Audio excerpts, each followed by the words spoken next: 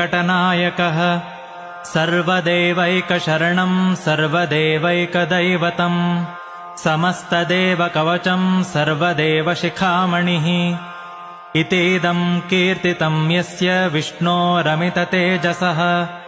त्रिकाले यः पठेन्नित्यं पापं तस्य न विद्यते राजद्वारे पठेद्घोरे सङ्ग्रामे रिपुसङ्कटे भूतसर्पपिशाचादिभयं नास्ति कदाचन अपुत्रो लभते पुत्रान् निर्धनो धनवान् भवेत् रोगार्तो मुच्यते रोगात् बद्धो मुच्येत बन्धनात् यद्यदिष्टतमं लोके तत्तत् प्राप्नोत्यसंशयः ऐश्वर्यं राजसन्मानं भक्तिमुक्तिफलप्रदम् विष्णोर्लोकैकसोपानं सर्वदुःखैकनाशनम्